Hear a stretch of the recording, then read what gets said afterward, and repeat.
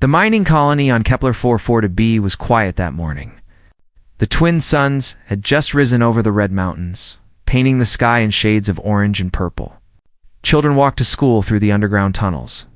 Workers prepared for their shifts in the deep mines. It was a normal day, like any other in the 3 years since humans had settled this distant world. Park Do-yeon stood in his office, drinking his morning coffee and looking at production reports.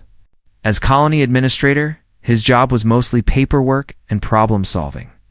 A broken water pipe here, a shortage of medical supplies there, small problems for a small colony of 3,000 people trying to build a new life far from Earth. He was 42 years old, with gray hair at his temples and tired eyes. Before becoming an administrator, he had served 15 years in the military as a logistics officer. He had seen combat twice. He had hoped those days were behind him. The alarm changed everything. It started as a soft beep from his computer. Then the beep became a scream. Red lights flashed across every screen in the colony. Do-yeon's coffee cup fell from his hand and shattered on the floor. 12 ships had appeared in orbit. They were massive, each one larger than anything humans had ever built. Their hulls were black and covered with weapons. They moved in perfect formation like predators circling wounded prey. Within seconds, Do-yeon's communication screen lit up. The face that appeared was not human. The alien had gray skin stretched tight over sharp bones. Its eyes were completely black, like pools of oil. When it spoke, its voice was cold and mechanical, translated by some unknown technology. "I am Commander Velthus of the Velith Dominion. You are humans. You have built structures on this planet. This planet now belongs to the Dominion. You have 6 hours to evacuate. Leave all equipment and resources. Take only what you can carry. This is not a negotiation." Do-yeon forced himself to breathe slowly. His hands were shaking, but he kept his voice calm. "Commander, I am Park Do-yeon, administrator of this colony. We have 3,000 people here, including 400 children. Our transport ships can only carry 800 at a time. 6 hours is not enough. We need at least 3 days to safely evacuate everyone." Velthus did not blink. His black eyes showed nothing. "Your logistics are not my concern. We have conquered 47 species. None have refused us. None have survived refusing us. Leave now, human, or die." The screen went dark. For a long moment, Do-yeon stood alone in his office. The red alarm lights still flashed. Outside his window, he could see people running, panicking, crying. Mothers grabbed their children. Workers dropped their tools and fled toward the transport ships. He thought about his daughter, Minji, who was 12 years old and probably sitting in her classroom right now, scared and confused. He thought about his wife, who had died of cancer 2 years ago, and how he had promised her he would always protect their daughter. He thought about surrender, about packing everyone onto the ships and leaving, about abandoning everything they had built. Then he thought about what would happen next. The Velith would take their resources. They would take this planet. And then they would find the next human colony, and the next, and the next. Because that's what conquerors did. They never stopped until someone stopped them. Do-yeon picked up his communicator. "All department heads, meet me in the command center in 5 minutes. This is not a drill. Repeat, this is not a drill." They gathered around the circular table like soldiers preparing for war. Kim Yuna, the chief engineer, was already covered in grease from running diagnostics on every system in the colony. She was 35, small but fierce, with short black hair and eyes that never stopped calculating. Lee Tae-woo, the security chief, stood with his arms crossed. He was 50 years old, built like a mountain, with scars on his face and hands from battles most people only read about. He had fought in the border wars against pirates and smugglers. He had never lost a fight. Choi Yoon-ji, the medical officer, sat quietly in her chair. At 28, she was the youngest person in the room, but her calm expression showed no fear. She had grown up on a colony that suffered a plague. She had learned early that panic killed more people than disease. "You all heard the transmission," Do-yeon said. "The Velith want us to leave in 6 hours. I want to know our options." Tae-woo spoke first. We can't evacuate in 6 hours. Even if we crammed people into the cargo ships, we'd leave behind at least 1,000 people. Probably more. What about negotiating for more time? Yunji asked. Do-yan shook his head. I already tried. The commander wasn't interested. Yuna was looking at her tablet, her fingers moving fast. I've been scanning their ships.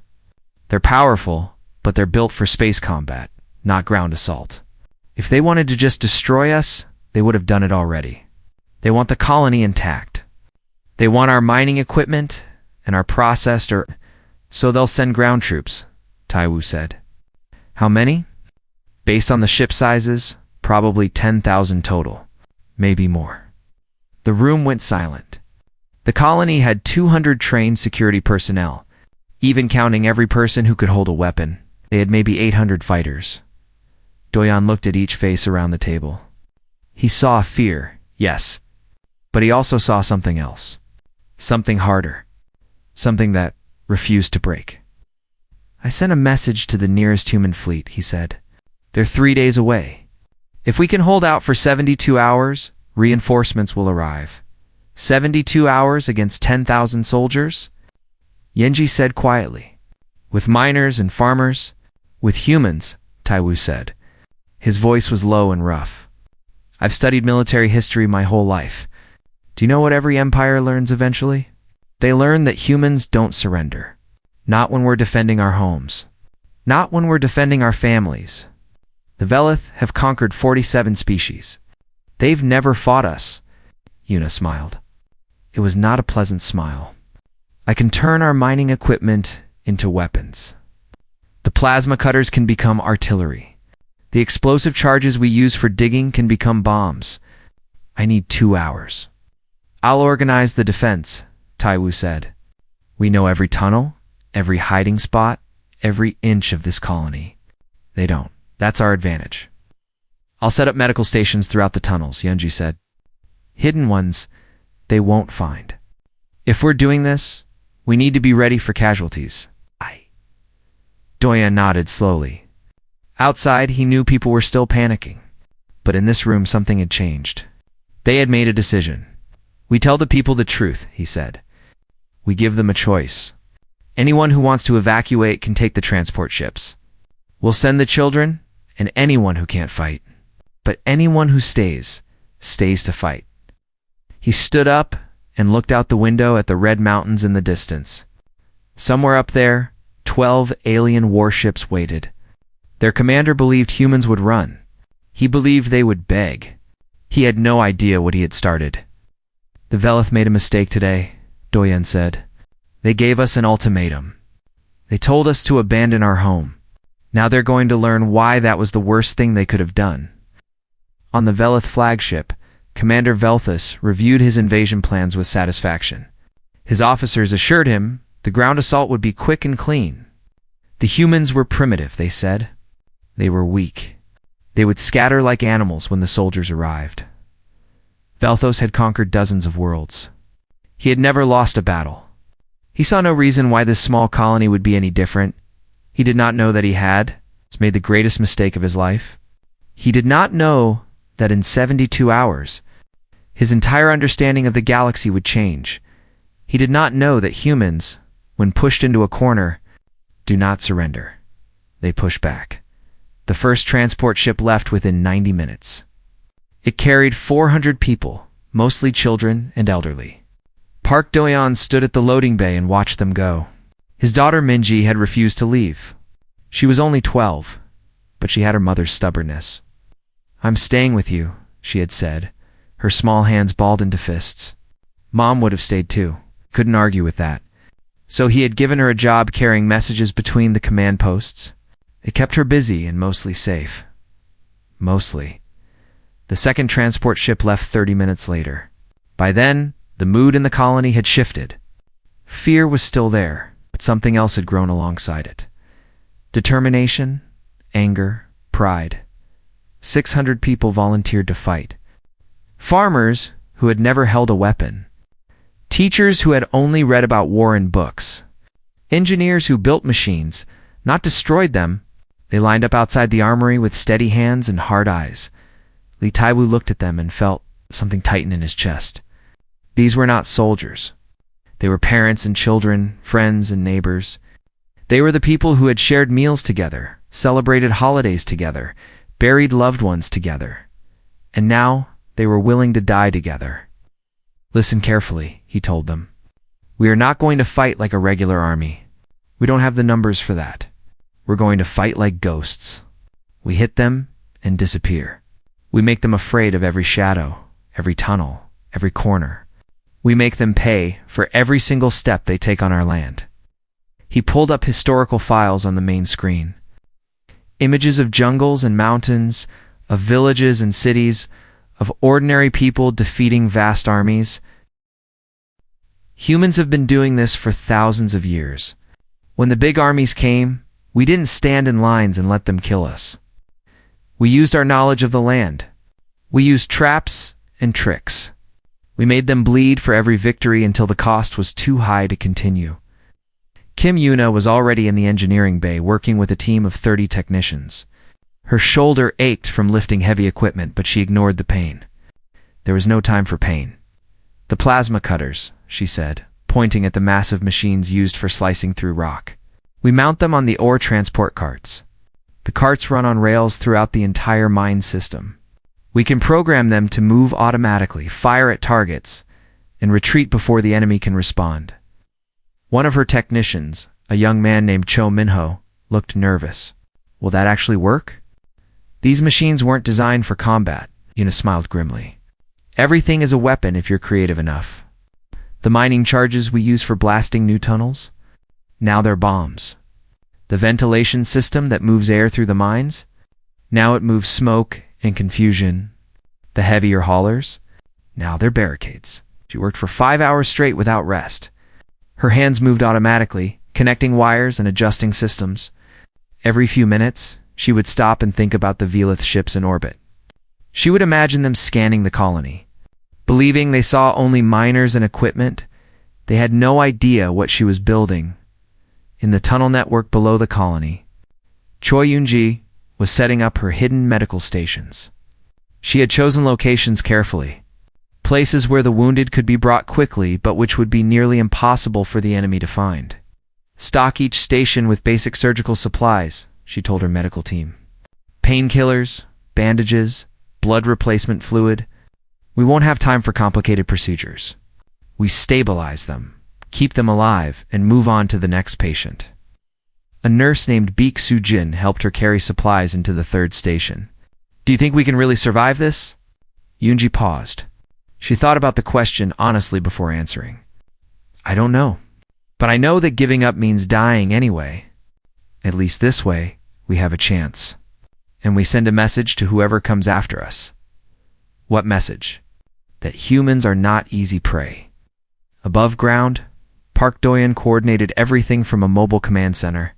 He had learned in his military days that stationary command posts were easy targets.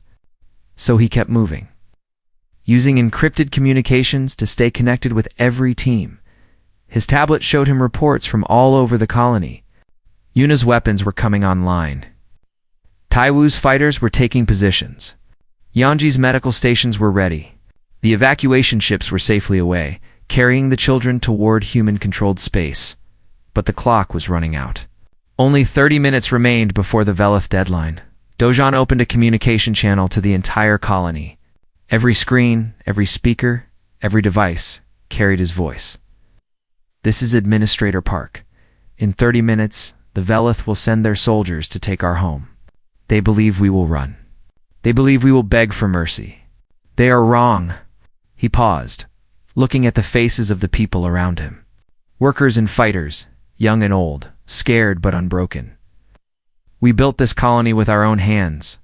We carved it out of rock and ice and hostile ground. We lost people along the way. We buried them here. This is our land, our home, and we will not give it to anyone. Across the colony, people stopped what they were doing to listen. In the tunnels, fighters checked their weapons one last time. In the engineering bay, technicians finished their final preparations. In the medical stations, nurses organized supplies with steady hands. The universe is full of species who surrendered when faced with impossible odds. They are slaves now, or they are dead. Humanity has never been that species. When the darkness comes, we light fires. When the enemy attacks, we fight back. When they tell us to leave, we dig in deeper.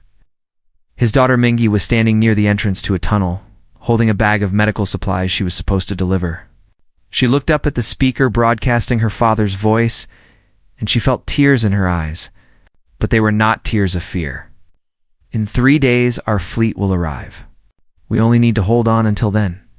Every hour we survive, every soldier we stop, every piece of ground we defend brings us closer to victory. They have numbers. We have something better. We have each other. On the Velith flagship, Commander Velthos watched the deadline approach with growing impatience. His ground commanders were ready. Transport ships filled with soldiers waited for the order to descend. "Any movement from the humans?" he asked his tactical officer. "2 transport ships departed earlier, Commander. Our scans show approximately half the population remains on the surface." Velthus made a sound of contempt. "Fools. They had their chance to survive." "Commander, there is something strange. Their communication signals have increased significantly in the past few hours. They appear to be coordinating something." "Coordinating what? An evacuation they cannot complete? A surrender they are too proud to offer?" Velthos waved his hand dismissively. "They are panicking. Nothing more.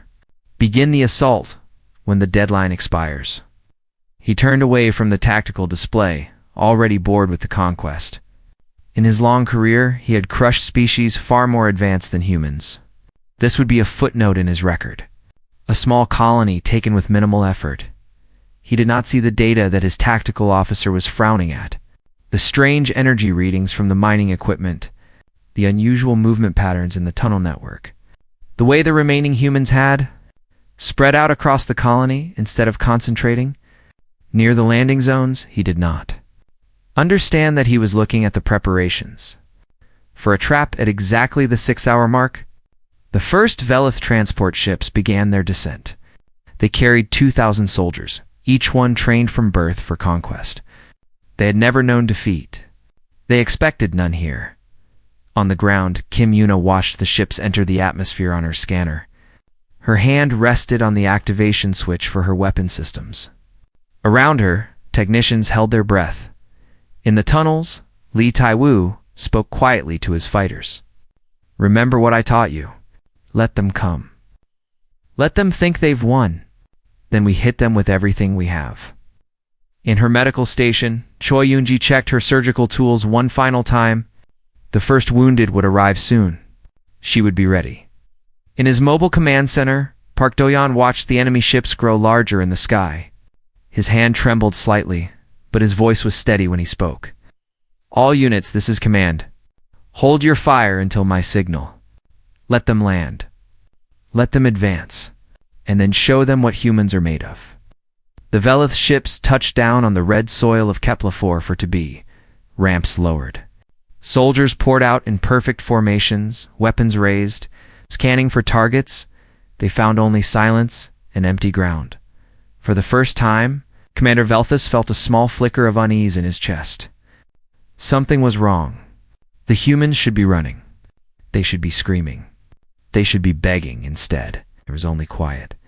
And then the ground began to explode. The first explosion killed 60 Velith soldiers in a single heartbeat.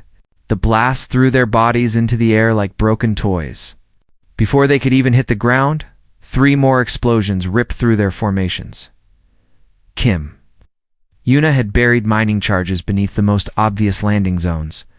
She had calculated exactly where the enemy would gather, where they would form their lines, where they would feel safe. And then she had turned those places into death traps.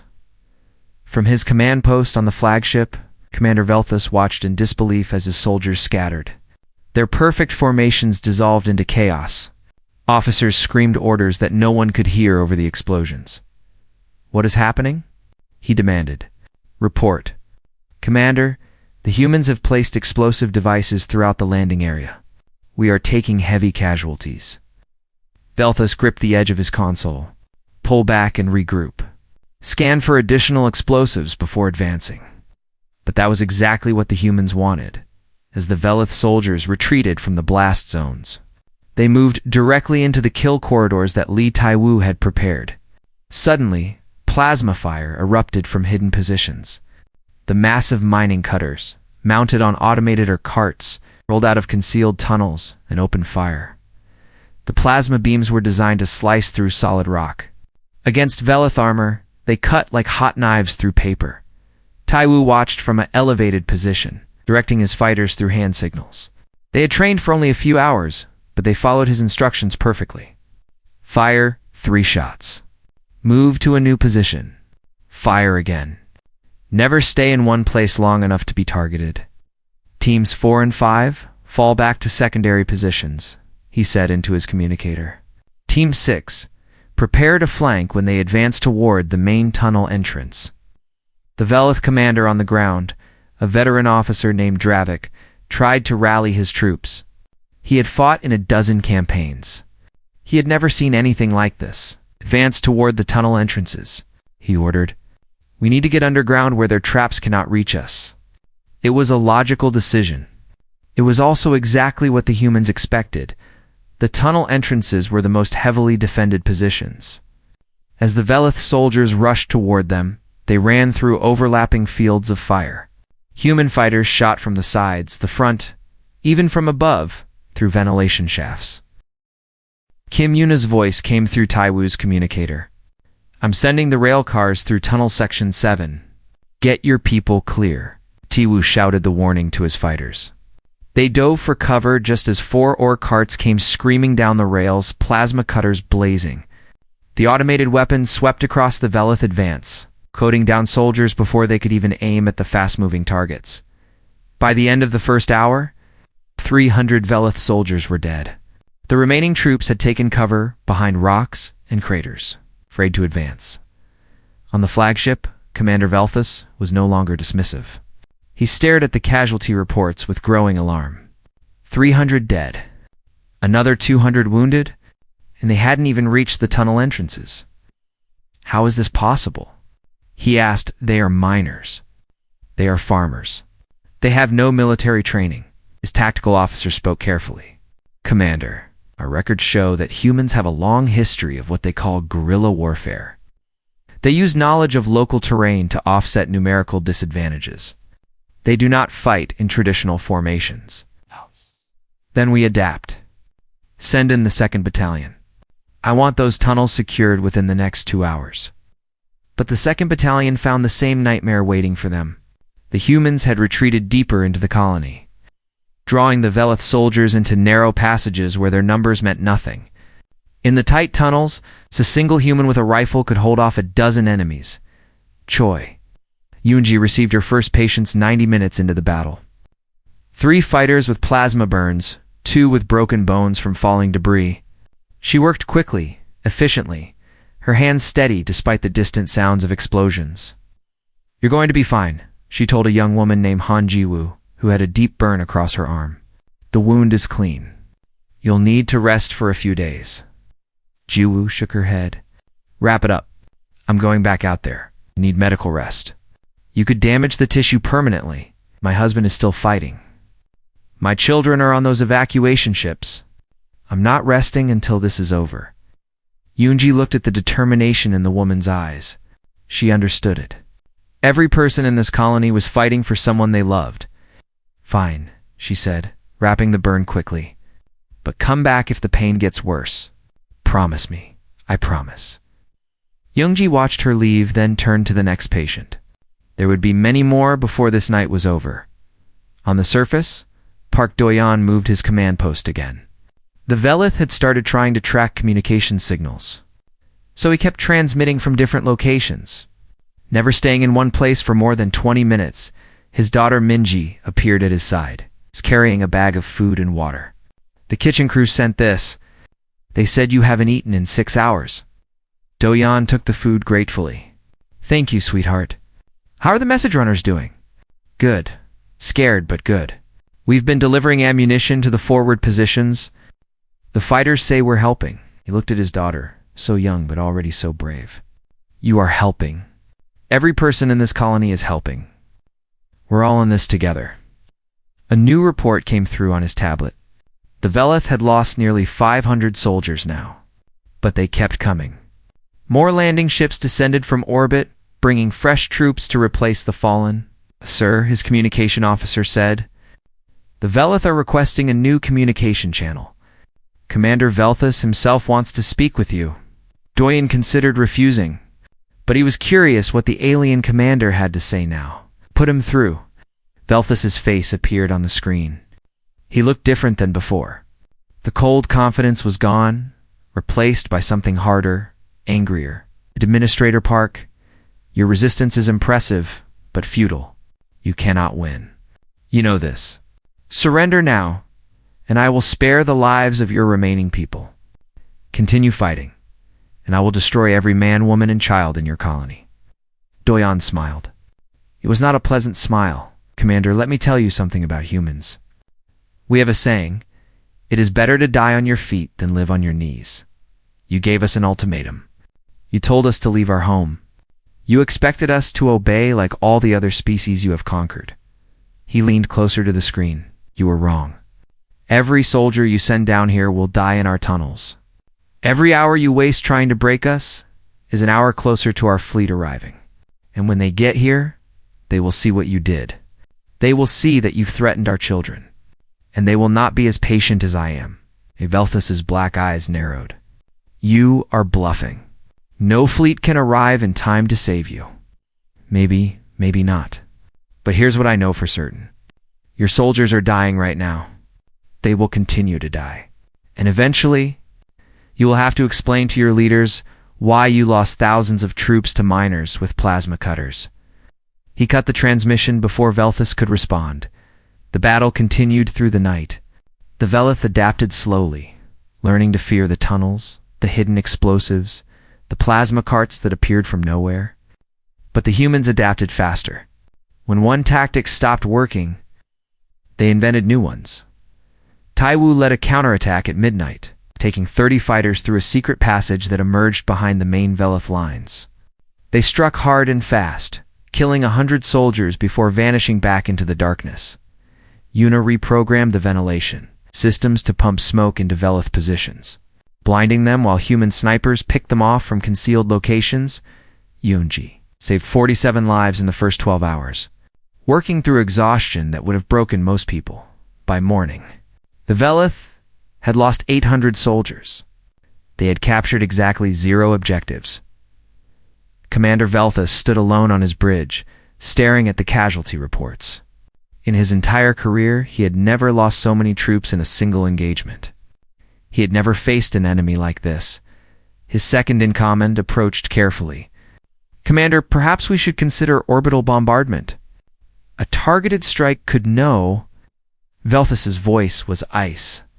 That would destroy the resources we came for. And it would mean admitting that our ground forces failed against primitives. Then what do we do, Commander? Velthus turned to face his officer. For the first time in his life, he felt something he barely recognized. Doubt. We send everyone. Every soldier we have. 10,000 troops. We overwhelm them with numbers. They cannot fight all of us at once. And if they can, Velthus did not answer, because for the first time, he was not certain of victory far below. In the tunnels of Kepler 442b, the humans rested and prepared. They had survived the first wave. They had proven that they could fight, but the worst was still coming, and they knew it. 8,000. Velith soldiers descended on the colony like a dark wave. Their transport ships filled the sky, blocking out the twin suns. The ground shook as they landed in formations so large that the humans could not trap them all. Park Doyen watched the invasion from his command. His heart sank, but his voice remained steady. All units, this is command. They're committing their full force. Fall back to defensive positions. We hold the tunnels. We hold the choke points. We make them pay for every step. Li Taiwu had prepared for this moment. He had divided the tunnel network into sections, each one designed to slow the enemy advance. Barricades made from mining equipment blocked the main passages. Side tunnels allowed human fighters to attack and retreat. Hidden rooms held supplies, ammunition, and exhausted soldiers waiting for their turn to fight. Remember Taiwu told his fighters? "We fight in shifts. 2 hours on, 2 hours off. Nobody fights until they drop. We need to last for 3 days, and we can only do that if we stay alive." The Velith learned quickly this time. They no longer rushed blindly into traps. Instead, they advanced slowly, checking every corner, scanning for explosives. Their progress was measured in meters per hour, but there were so many of them. In Tunnel Section 4, a group of 30 human fighters held their position for 6 hours against repeated assaults. They killed over 200 Velith soldiers before finally being forced to retreat to the next defensive line. 12 of them died holding that ground. Kim Yuna felt each death like a knife in her chest. These were people she knew. People she had worked with, laughed with, shared meals with. Now they were gone. But she had no time for grief. Her plasma carts were running low on power cells. She worked through exhaustion, cannibalizing equipment from other parts of the colony to keep the weapons running. Her shoulder wound from a plasma. Grays had become infected. She ignored it. There was too much to do. "Yuna, you need to rest," one of her technicians said. "You've been working for 20 hours straight. I'll rest when the fighting stops. Get me another power cell from the backup storage." "There are no more backup cells. We've used everything." Yuna closed her eyes for a moment. Then she opened them and started thinking. "Fine, we adapt. Disconnect the power from the non-essential systems. The recreation facilities, the secondary lighting, the backup water heaters. Route everything to the weapons. That will leave parts of the colony dark and cold. Dark and cold is better than dead." In the medical stations, Choi Yunji faced her own crisis. The wounded were coming faster than she could treat them. Her supplies were running low. Her nurses were exhausted. She made hard decisions. Soldiers who could be saved got treatment. Soldiers whose wounds were too severe got painkillers and comfort. She hated herself for every choice, but she made them anyway. A young man named Kang Junho lay on her operating table with a plasma burn through his stomach. She had seen enough wounds to know he wouldn't survive. But his eyes were open and he was looking at her. "Am I going to die?" he asked. Yunji hesitated. She had been trained to give hope, to tell patients everything would be fine. But something about Junho's eyes told her he wanted the truth. "Yes," she said quietly. "I'm sorry. The wound is too severe." Junho nodded slowly. He seemed almost relieved. "Okay, that's okay. Can you do something for me?" "Anything. Tell my sister I love her. Her name is Salman. She's a teacher in Tunnel Section 7. Tell her I wasn't scared at the end." Yunji took his hand. "I'll tell her. I promise." Gunho smiled. Then his eyes closed, and he was gone. Yunji stood there for a moment, holding his hand. Then she gently let go, covered his face with a sheet, and turned to the next patient. She would cry later. Right now, there were people she could still save. The battle continued for hour after hour. The humans lost ground slowly, retreating deeper into the tunnel network. But they made the Velith pay dearly for every advance. At hour 36, Commander Velthus made a decision he had hoped to avoid. "Prepare a targeted orbital strike," he ordered. "Hit their main power generation facility. Without power, their weapons and defenses will fail." His tactical officer looked uncomfortable. "Commander, that will damage some of the mining equipment we came here to capture." "I know, but we have no choice. These humans will not break. We need to force them to break." The strike came without warning. 3 energy beams from the orbiting warships cut through the atmosphere and slammed into the colony's power plant. The explosion was visible from space. In Tunnel Section 12, Park Do-yan felt the ground shake violently. All the lights went out. Emergency alarms screamed through the darkness. "Our report." He shouted into his communicator. "What happened?" "They hit the main power plant, sir. We're on battery backup only. Maybe 4 hours before everything goes dark." Do-yan's mind raced. Without power, they couldn't run the automated weapons. They couldn't pump air through the ventilation system. They couldn't keep the wounded warm. The colony would become a tomb. For one terrible moment, he considered surrender. They had fought for 36 hours.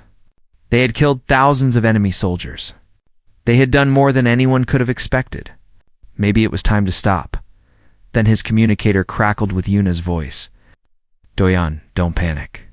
I prepared for this." "Prepared how?" "The power plant is gone. The power plant they could see is gone.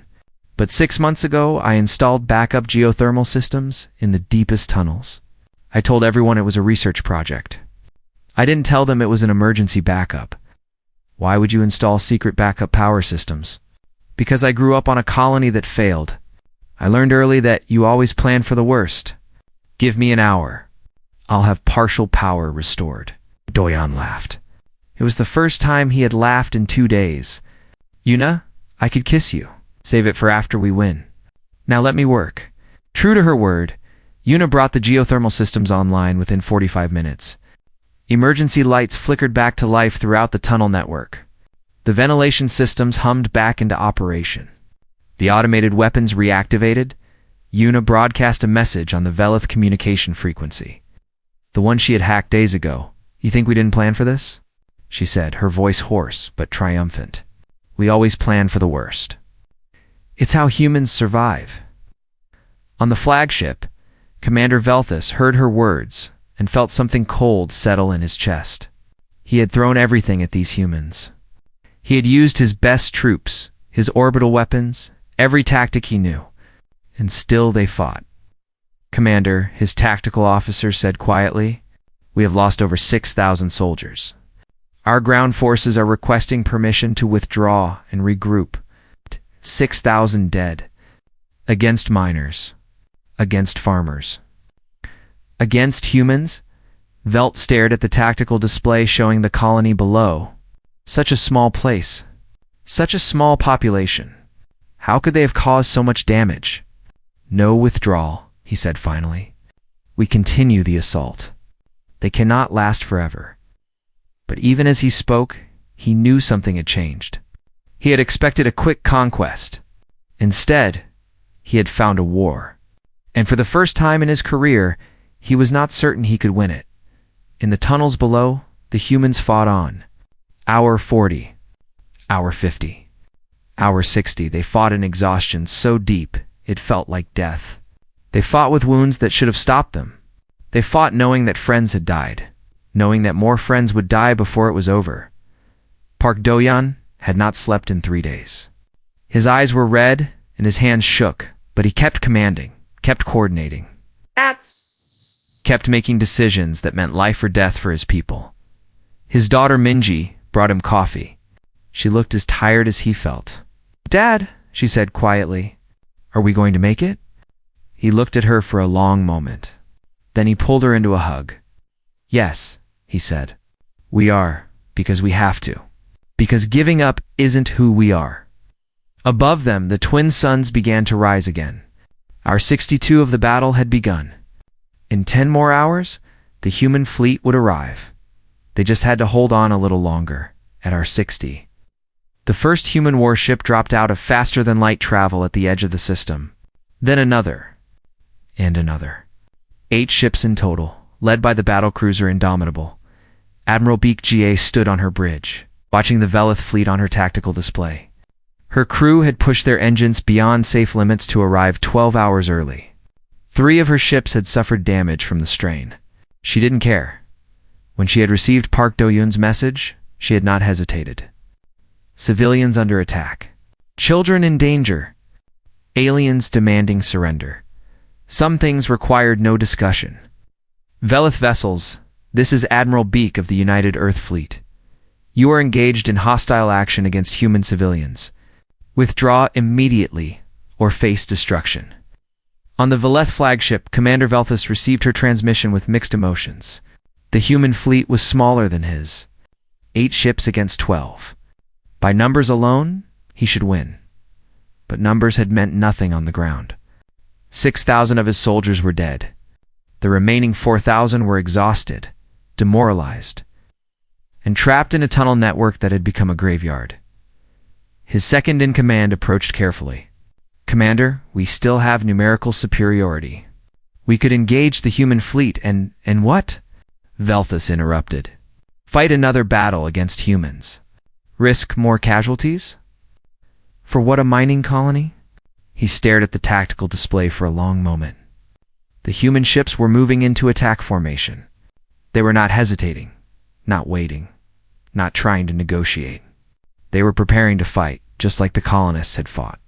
Just like every human he had encountered on this mission had fought.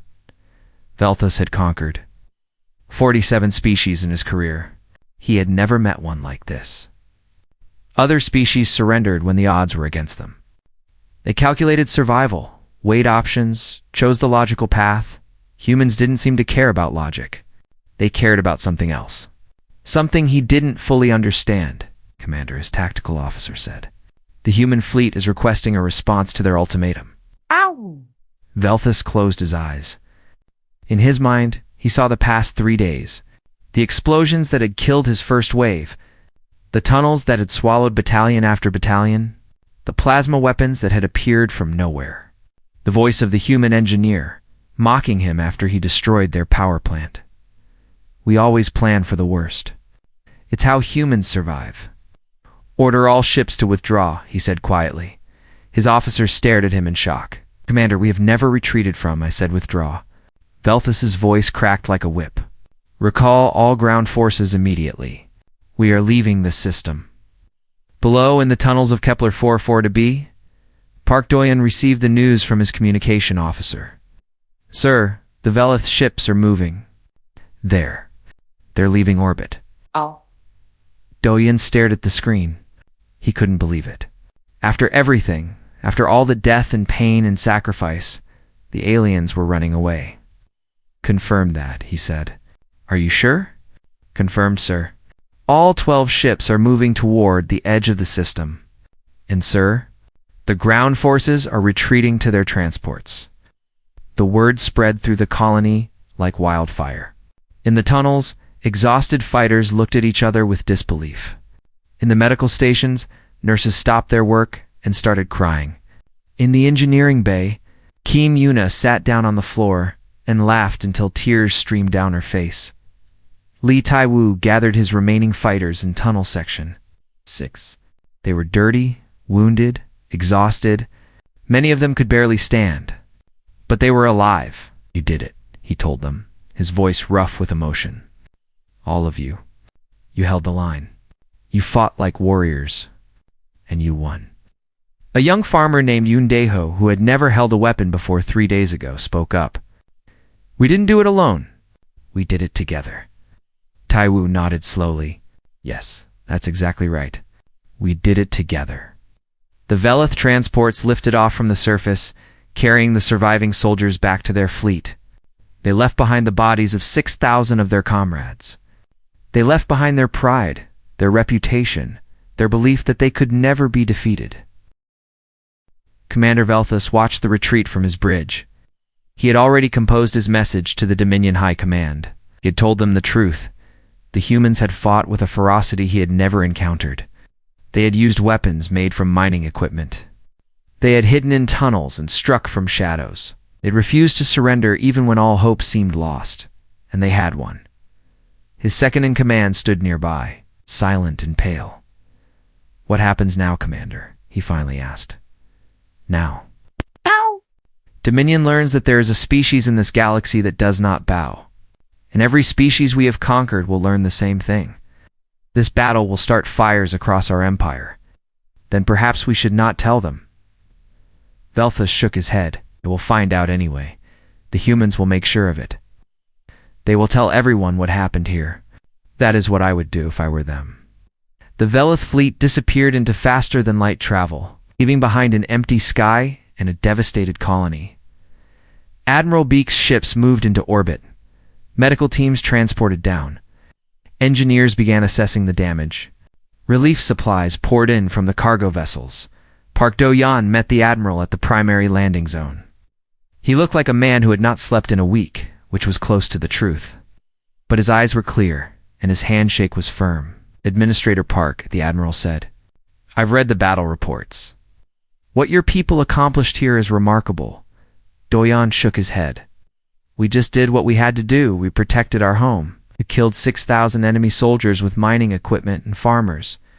You held off an entire invasion force for 3 days. The military academies will study this battle for centuries. Doyan thought about the 340 colonists who had died in the fighting. He thought about Kong Junho, dying on Yunji's operating table with a message for his sister. He thought about all the empty seats at dinner tables. All the children who would grow up without parents. All the futures that had been stolen.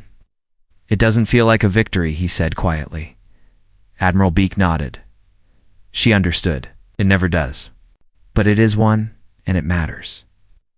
In the weeks that followed, the story of Kepler-4 for to be spread across human space. News networks broadcast interviews with the survivors. Military analysts published studies of the tactics. Politicians gave speeches about human courage and determination. And the story spread beyond human space too. The Galactic Council, an assembly of dozens of species, demanded an explanation from the Velith Dominion. How had a mining colony defeated their invasion? How had farmers and engineers destroyed an army? The Velith had no good answers. Within months, rebellions began in Velith-controlled territories. Species that had surrendered generations ago now looked at their conquerors with new eyes. If humans could fight back, why couldn't they? The fires that Commander Velthos had predicted began to burn. On Kepler-4 to be life slowly returned to normal. The colony was rebuilt, stronger than before. New defenses were installed. New families arrived to replace those who had been lost. Park Do-yan received a medal for his leadership, put it in a drawer and went back to work. There were water pipes to fix and supplies to organize. The colony needed him. His daughter Minji started teaching younger children about the battle. She showed them the tunnels where the fighting had happened, told them stories about the brave people who had held the line. She wanted them to remember Kim Yuna designed a new power system for the colony with even more backup layers than before. When asked why, she simply said, "Because you always plan for the worst." Li Taiwu retired from security work. He became a teacher instead, helping children with their studies and telling them stories about history. He had seen enough fighting. He wanted to help things grow. Choi Yoonji wrote a medical paper about treating plasma burns in field conditions. It was published across human space and saved thousands of lives in conflicts to come. She never forgot the patients she couldn't save. But she found peace in the one she could, and on a distant planet, in the ruins of a Velith prison. Former slaves listened to the story of humans who had refused to leave their home. They'd heard about farmers with rifles and engineers with plasma cutters. They heard about a colony that had looked at an impossible enemy and said no, and they began to hope. Commander Velthus was executed for his failure. But before he died, he recorded a message that was found years later in the Velith archives. "I made a mistake," he said in the recording. "I told the humans to leave. I gave them an ultimatum. I thought they would obey like all the others. Instead, they taught me something I should have known." His voice grew quiet, tired, defeated. Never threaten a human's home. Never threaten their family. Never give them a reason to fight with nothing left to lose. Because when humans have nothing left to lose, they become something terrifying. He paused. They become impossible to stop. The recording ended, but the lesson lived on. Across the galaxy, in the centuries that followed, many species would test humanity. Many would demand surrender. Many would give ultimatums. None of them would make the same mistake Commander Velthus made. Because the story of Kepler-4 to be had become legend. The story of ordinary people who had refused to run, who had turned their tools into weapons and their tunnels into fortresses, who had held the line against impossible odds because their homes and families were worth more than their lives. It was a story about humanity, about what humans really were when everything was stripped away. Not the smartest species, not the strongest, not the most advanced, just the most stubborn, the most determined, the ones who would never ever give up. And that, in the end, was enough.